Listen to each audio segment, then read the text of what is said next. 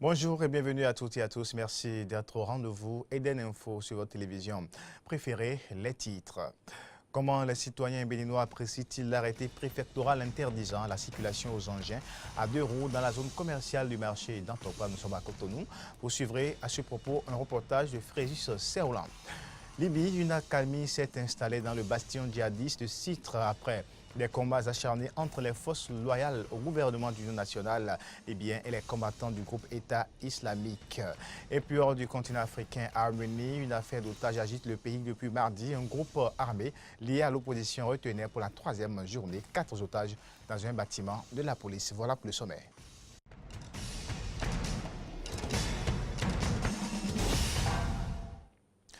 Bienvenue à toutes et à tous et merci de nous préférer. Modeste Toboula, le préfet du littoral, par arrêté préfectoral, a interdit la circulation des engins à deux roues dans l'emprise de la zone commerciale du marché d'Antopa. Mais cette mesure est diversement appréciée par les usagers et les riverains de cette zone. Pourquoi ces décisions gênent-elles et quels en sont les avantages? Éléments de réponse dans ce reportage du Fréjus Seroulan.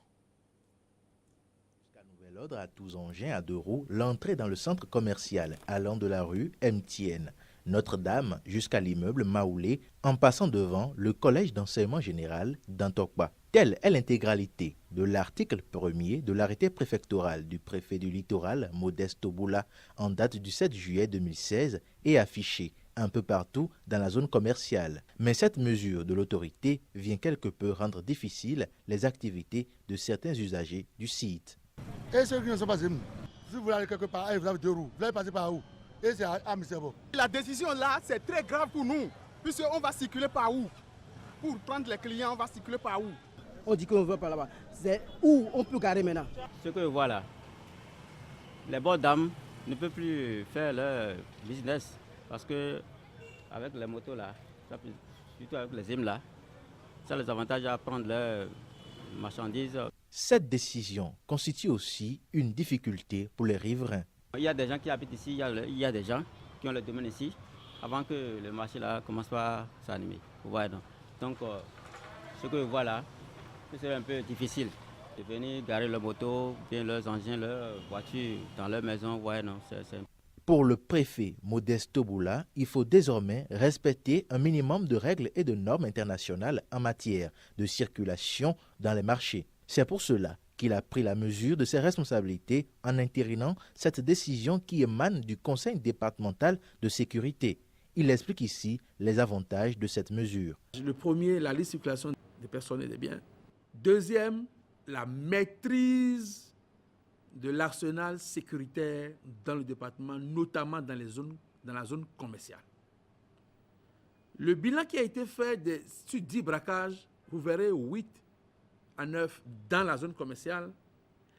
Et de ces 8 à 9, c'est par le biais des motos, j'allais dire des engins à deux roues, que le butin arrive à être emporté. Sur ce point que certains usagers reconnaissent la pertinence de la décision du Conseil départemental de sécurité entérinée par Modeste Toboula, tout en souhaitant qu'il pense également à des mesures d'accompagnement. S'il n'y a pas d'accès de motos non plus dans la zone, on aura de la facilité à attraper par exemple des voleurs qui viennent dans le marché avec des motos. Il faut que le préfet du moins pense à l'installation qu'on appelle des parkings qui ne sont pas dans le marché. Comme ça, quand les gens viennent, ils garent leur moto ou bien garent leur voiture à des endroits donnés avant de rentrer dans le marché. Je n'admettrai pas l'incivisme sur mon territoire. Au prix d'être impopulaire, nous avons décidé de marquer notre temps, nous a confié Modeste Toboula. Cette volonté du préfet en dit long sur l'application de l'arrêté préfectoral sur l'entrée des deux roues dans la zone commerciale.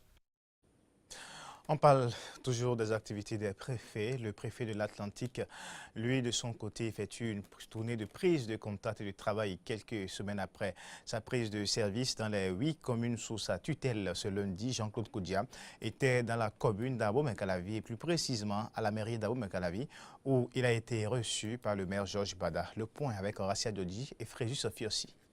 C'est pas à Abo-Mekalavi que le tout premier préfet nommé de l'Atlantique a entamé sa tournée de prise de contact et de travail avec les communes placées sous sa juridiction.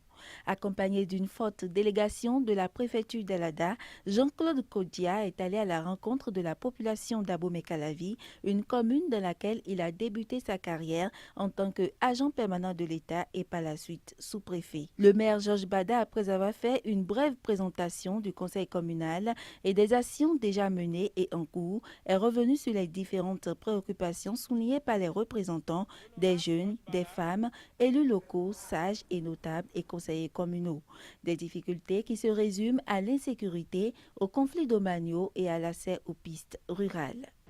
Il s'agit de vous réaffirmer du problème relatif à la construction des principales voies desservant la commune et dont la charge revient au budget national, du problème relatif au retard dans le transfert des ressources du Fonds d'appui au développement des communes, FADEC, qui ne permet pas de faire face efficacement et à temps aux attentes de la population de notre commune.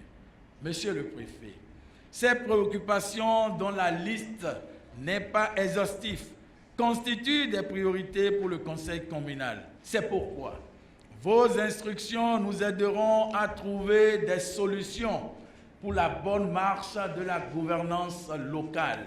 Jean-Claude Kodia dit ne pas détenir des recettes miracles à ces différents problèmes énumérés, mais entend aider cette commune dans un rôle d'accompagnateur, facilitateur et stimulateur pour que les actions de développement initiées soient porteuses de mieux-être pour les populations. Et l'une de ses attentes vis-à-vis de la commune d'Abomey-Calavi est la gouvernance territoriale exemplaire. Nous devons repenser l'aménagement du territoire d'Abomey-Calavi pour en faire un socle sur lequel doit s'appuyer le tandem décentralisation-déconcentration à l'effet d'une croissance économique de la commune. Le conseil communal doit s'employer à la promotion de l'économie locale en créant de la richesse à travers l'exploitation des potentialités dont la commune regorge dans le cadre d'un partenariat public-privé. De même, la mobilisation des ressources propres, qui constitue aujourd'hui le tendon d'Achille de la commune, doit être renforcée. Je voudrais insister sur la question de la participation citoyenne. Elle constitue non seulement un gage de réussite collective, mais aussi un atout pour l'ensemble de la communauté. Après l'étape d'Abomey-Calavi, nul doute que le préfet de l'Atlantique tiendra dans les prochains jours une réunion avec chacun des 7 autres conseils communaux de son territoire de compétence. Info sur le continent à présent, avec l'arrivée de l'électricité, les Congolais de Bougara ont enfin droit au film d'amour tanzanien dans cette petite localité du Nord Kivu, dans l'est de la République démocratique du Congo. Un cinéma a vu le jour et les vendeurs ambulants font des heures supplémentaires grâce à la lumière artificielle. Tout change dans cette petite localité du Nord Kivu, dans l'est de la République démocratique du Congo, avec la disponibilité de l'électricité. Les habitants de Bougara expriment leur joie. Depuis que Dieu a créé le monde, il n'y avait pas eu le courant à Bouraï, mais grâce à l'appui de l'Union européenne, avec comme délégué Emmanuel Demerode, nous avions trouvé le courant électrique à Bouraï, avec la centrale de Matébé. L'approvisionnement en énergie dans la zone Est est à l'actif de la centrale Matébé, construite par l'Alliance pour les Virunga. Comment valoriser les services écosystémiques de l'eau de façon à les transformer en services sociaux qui bénéficient à la population. C'était ça l'image au départ. Et c'était pour que les populations profitent davantage de la présence du parc. Parce que c'est assez courant que les gens disent, bon, à quoi nous sert le parc? Inaugurée en décembre, l'énergie produite par le barrage de Matébé a pour but de soutenir le développement économique et permettre de diminuer l'usage du charbon. Les populations témoignent également de la baisse de l'insécurité grâce à l'implantation des panneaux électriques dans le Nord Kivu. Une accalmie s'est installée dans le bastion djihadiste de Site en Libye après des combats acharnés entre les forces loyales au gouvernement d'Union nationale GNA libyen et les combattants du groupe État islamique UI. Les forces de GNA, soutenues par les Nations Unies, ont lancé le 12 mai une offensive pour reprendre Site contrôlé par l'État islamique depuis plus d'1 an. Elles sont entrées le 9 juin dans la cité où elles assiègent depuis les djihadistes. Le Vietnam représente désormais un des plus grands marchés illégaux d'ivoire. Le nombre d'objets en ivoire disponibles à la vente a été multiplié par 6 entre 2008 et 2015 selon la dernière étude de l'ONG kenyane Save the Elephant. Alors que l'autre grand trafiquant illégal en ivoire, la Chine commence à réguler son marché d'ivoire illégal au Vietnam où le commerce illégal d'ivoire est interdit. La loi est loin d'être respectée, faisant du marché illégal en ivoire florissant une menace existentielle pour l'éléphant d'Afrique. On écoute quelques extraits. The Vietnamese illegal ivory trade is now one of the largest in the world. Le commerce illégal vietnamien est aujourd'hui l'un des plus importants dans le monde et en 2008, lorsque la dernière recherche a été réalisée, ça n'apparaissait pas comme très nécessaire parce qu'à l'époque, l'ivoire provenait alors d'éléphants domestiques d'Asie du Sud-Est ou sauvages. Mais depuis, presque tous les éléphants d'Asie du Sud-Est ont été éliminés pour le commerce de l'ivoire. Ainsi, les commerçants du Vietnam ont dû passer à l'ivoire africaine et c'est ce qu'ils ont fait. Maintenant, qu'est-ce qui se passe réellement en Afrique même? Environ les 2 tiers de l'ivoire qui quittent le continent vont vers les ports d'Afrique orientale, la plupart à Mombasa et Dar es Salaam et dans une certaine mesure Zanzibar. Les 2 tiers de l'ivoire africaine se retrouvent dans ces ports et les 2 tiers de l'ivoire qui quitte l'Afrique part pour la Chine et le Vietnam. Maintenant, la grande différence entre les marchés de la Chine et du Vietnam est que le marché chinois du côté de la vente légale et peut-être du côté de la vente illégale est en train de baisser. Mais au Vietnam, le marché est absolument en plein essor. De toutes les industries d'ivoire en Asie, le nombre de sculpteurs vietnamiens a été multiplié et ce sont eux qui ont augmenté leur production d'objets illégaux le plus rapidement depuis 2018. Et c'est un point important parce que de l'autre côté, en Chine, le gouvernement a déjà annoncé qu'il allait éliminer progressivement le commerce de l'ivoire. Il ne donne pas de licences à des points de vente légaux et aux usines. Mais au Vietnam, ce n'est pas le cas. Le commerce est toujours en augmentation et la raison principale est que la loi n'est pas appliquée.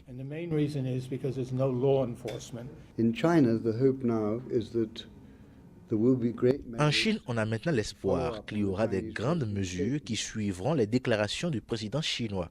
Mais entre les promesses et les mesures concrètes, il y a toujours un écart. Et en ce qui concerne le problème du commerce illégal de l'ivoire, il a traversé la frontière au Vietnam. Le rapport détaille qui sont les clients. Les clients sont toujours chinois et beaucoup parmi les entrepreneurs qui vendent au Vietnam sont chinois. Hors du continent, à présent, un groupe armé lié à l'opposition arménienne retenait mardi pour la 3e journée 4 otages dans un bâtiment de la police à Erevan après en avoir pris le contrôle lors d'un assaut ayant fait un mort au sein des forces de l'ordre. Des policiers engilés par balles et casques encerclaient le bâtiment mardi, tandis que les camions bloquaient l'accès aux rues avoisinantes. Et puis, on continue toujours. Inde, l'œuvre de l'architecte franco-suisse Le Corbusier, 1887-1965, a été inscrite au patrimoine mondial de l'humanité par l'UNESCO. Parmi les 17 sites figure Chandigarh, ville nouvelle indienne qui reste avec Brasilia de Lucio Costa et Oscar Niemeyer, l'un des emblèmes de l'urbanisme. Reportage. Une ville entière planifiée d'une main de maître. Celle du Corbusier, pionnier franco-suisse de l'architecture moderne. C'est ici, en Inde, que se trouve son héritage le plus complet, Chandigarh, dans le nord du pays, et ses infrastructures uniques, comme son palais de justice. Cet architecte indien travaillait avec Le Corbusier il y a 60 ans sur les plans de la ville qui fait aujourd'hui la fierté de l'Inde. Le voir et observer comment il a érigé sa philosophie dans chaque ligne, que ce soit l'ordre, l'utilisation cristalline de la géométrie, la simplicité des lignes, de l'expression, de la narration.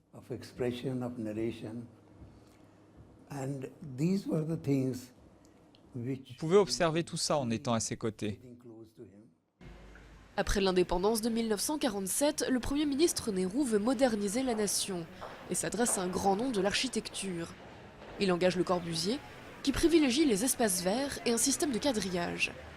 Pour beaucoup d'Indiens, c'est aujourd'hui l'une des villes les plus agréables à vivre du pays. C'est très vert, très propre, les gens sont gentils et ils sont civilisés par rapport au reste de l'Inde. Avec le développement des transports aériens, Chandigarh n'est plus qu'à 3 quarts d'heure de vol de New Delhi. La ville, qui ne devait à l'origine accueillir que 500 000 habitants, commence aujourd'hui à être dépassée par son succès. Nous n'avons pas assez de terrain pour maintenir le caractère de la ville tel que c'était planifié dans la première phase, parce que le développement était prévu pour une faible densité. Aujourd'hui, nous avons très peu de terrain et nous anticipons que la population va atteindre 1,6 million d'habitants d'ici 2031. S'adapter sans renier l'esprit du Corbusier, tel est le défi qui attend Chandigarh, seul projet urbain de grande ampleur du célèbre architecte au cours de ses 50 ans de carrière. Et puis notre sport avant de boucler cette édition, Isabelle Sambo, 35 ans, est le grand espoir de l'Afrique pour obtenir une médaille en lutte aux Jeux Olympiques de Rio. À 35 ans, la sportive sénégalaise s'entraîne avec acharnement pour faire reconnaître cette discipline féminine considérée avec mépris dans son pays. Sur le tapis, Isabelle Sambou ne fait pas de cadeau à ses adversaires. Cette Sénégalaise, 9 fois championne d'Afrique en lutte, se battra bientôt de l'autre côté de l'Atlantique aux Jeux Olympiques de Rio. Le sport est extrêmement populaire dans le pays, mais traditionnellement réservé aux hommes. Isabelle a longtemps souffert des jugements. Partout dans le sport, surtout les femmes, il y a les gens qui t'amènent, il y a des gens qui vont te dire c'est pas bon. J'ai entendu tout. Tu vas devenir comme un homme, tu auras quelqu'un qui va, tu n'auras pas quelqu'un qui va te marier parce que tu es comme un homme. Isabelle, avec son m52, combattra dans la catégorie moins de 48 kilos. À Thiès, à l'ouest du Sénégal où elle s'entraîne, les conditions de vie sont modestes et le rythme intense. Course à pied dès 7 h du matin, 3 sessions d'entraînement par jour. Son entraîneur bulgare croit en ses chances. Elle est la lutteuse la plus expérimentée dans ce centre olympique. Elle a participé à de nombreux tournois aux plus grandes compétitions. Elle est arrivée 5e au JO de Londres. Donc elle remplit les critères pour être en mesure de remporter une médaille, peut-être une médaille d'or. L'athlète peut compter sur sa petite sœur, elle aussi lutteuse au centre. Dans la chambre qu'elle partage, elle a son soutien à l'approche de la compétition. Les Jeux de Rio seront les dernières Olympiades d'Isabelle. Ensuite, elle souhaiterait devenir entraîneur et former d'autres jeunes femmes comme elle. S'il est encore trop tôt pour prédire ses performances, elle est déjà un modèle, peinte en action sur les murs de la ville. C'est la fin de cette édition. Merci à toutes et à tous et à demain.